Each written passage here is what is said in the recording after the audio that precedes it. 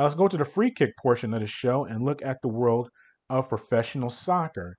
Atlanta United is going to be playing tonight against NYC FC.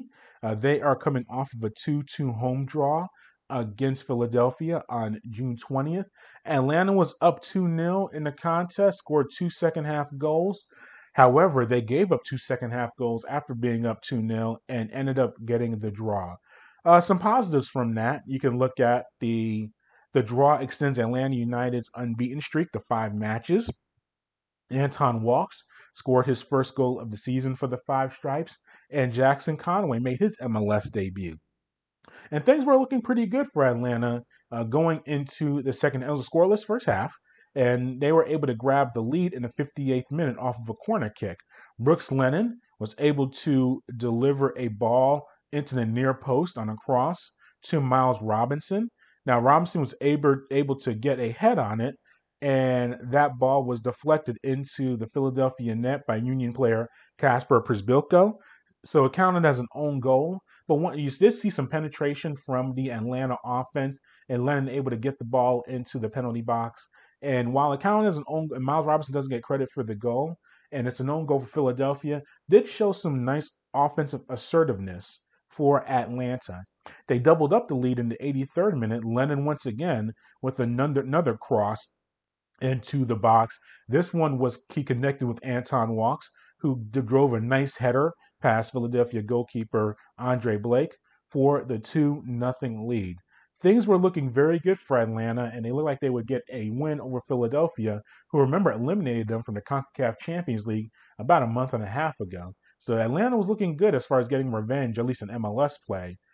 But things did not turn out well for United, or for Atlanta at least. Philadelphia was immediately able to get a goal off of that ensuing kickoff from the Anton Walks goal. Substitute Corey Burke was able to make the score 2-1. He was able to get a rebound off of a previously saved ball by Atlanta goalkeeper Brad Guzan. He chipped the ball in, and the score was 2-1. Atlanta was leading 2-1 into stoppage time until in the 93rd minute, Jacob Glesnes of Philadelphia was able to retrieve a ball, I'd say about 5 yards outside the penalty box area, and launched a right-footed strike past Guzan on a high corner. Probably the goal of the weekend in MLS soccer. You could call it a golazo. Nonetheless, the goal did make the score 2-2. And that's how the game ended. Here is Gabriel Heinze on Atlanta giving up the second half goals. Primero es mi responsabilidad. First is my responsibility. Y después, esto es un juego donde el balón se va para cualquier lado. And afterwards, the ball is a game where the ball is moving from one side to the other. Creo que no hubo errores porque justo iba a salir el jugador que iba a salir. I think we had not a mistake because exactly the moment when he shot, the one player was jumping on him. Lo que trabajamos primero es que ese jugador que viene en conducción no dé el pase. What we have been working with them is not to allow this player to make a pass. Y la segunda opción es que tratar de evitar que remate. And also is not to allow this player to shoot on goal. Y la verdad que hay que felicitarlos, pero no tengo que verlo, pero acá no hay responsabilidades.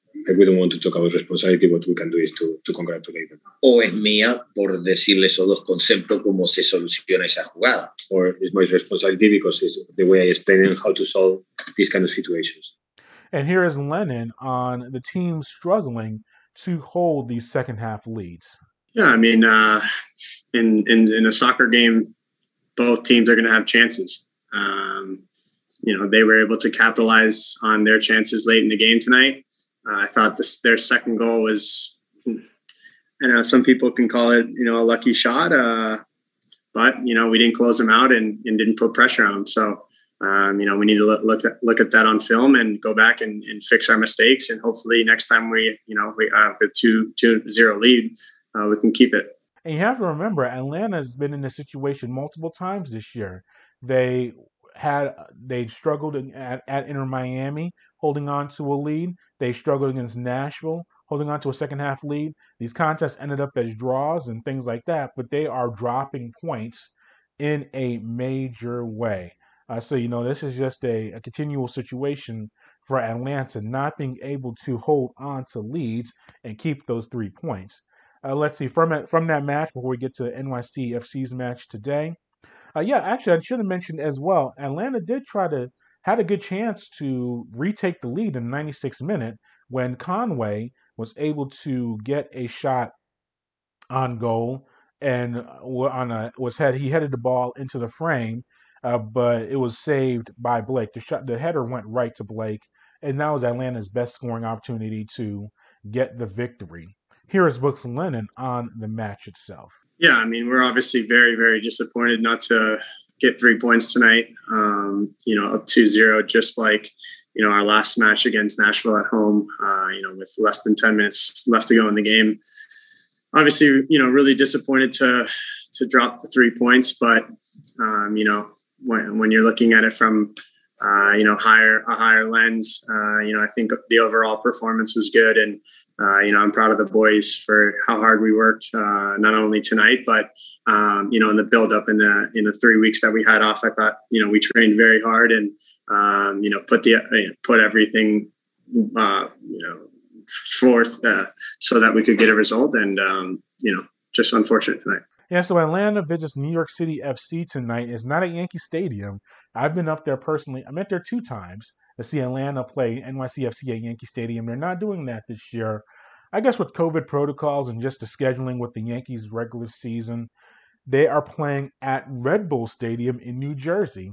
And so it's funny. Well, it's unique because you have just with the way the season's working. Let's break it down. We have Vancouver playing in Salt Lake City, or playing in Utah.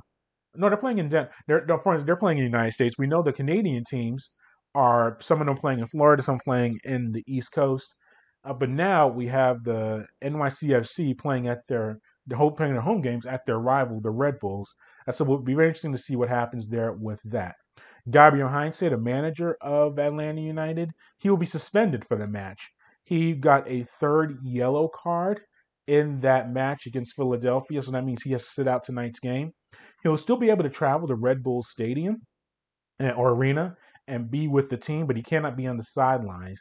And there's some rules with how he could communicate with the team or not communicate with the team, all that stuff. What that means, assistant Mariano Tolili will serve as a replacement on the sideline.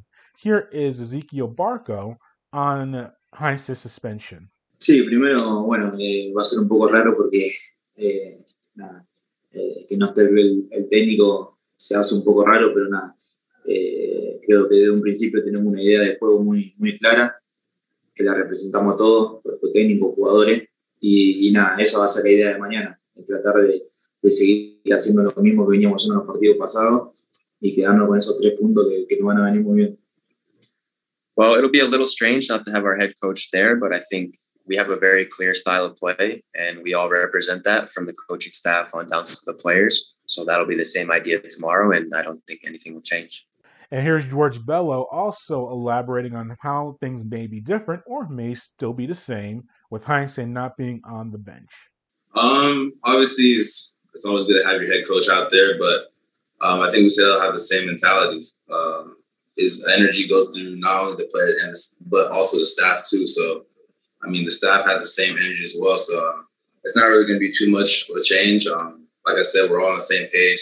We all bring each other energy, and I feel like we're ready to bring on this next game. So I wouldn't say it's too much of a downfall because all the staff are great, and all the staff I'm sure will bring the same energy. Now, New York City FC is coming off of a 3-2 home loss to New England this past weekend. Andrade and Tahuri Shradi had goals in the loss. The big offensive threat for NYCFC is Medina. He leads the team with 5 goals. Tinnerholm has a team-high 4 assists for NYCFC so far this season. Both teams come into the contest tonight with 11 points on the season. Here is Heinze on New York City FC. Bueno, un equipo que tiene conceptos en lo que es circulación muy buenos. Very clear. They have very clear concept of how to move the ball. Donde deja muy pocos espacios para que juegue el rival. They don't give much space to the opponent. Posiciona mucha gente en campo de rival, donde hace muy difícil. They accumulate a lot of players in our own half. Con cambios de posición que ha hecho en todos estos partidos. Also, he changed some positioning during the last games. Y el equipo no ha bajado su rendimiento o no ha bajado lo que propone. And by these changes, the team did not lose performance at all. Y el desafío es competir. And the challenge is to compete. Y tratar de buscar de ser mejor que el rival. And to show that we are better than the opponent. And also here is George Bello elaborating on the challenges or what he expects to see tonight against NYC FC. Yeah, I mean, obviously it's been a quick turnaround. We just had the game Saturday, but like Sunday. But yeah, we talked about them today. We have a good game plan against them. You know, they have a lot of talented players. So, I mean, we're just going to go out there and continue to play our game because, in my opinion, we've been playing very well. Just about those closing up games, obviously. But, yeah, I'm really confident. And I know all my teammates and I will try our best to get the win. Yeah, so we'll be keeping track of that contest, and we'll have a post-match analysis, probably a write-up, as well as break it down on our next show.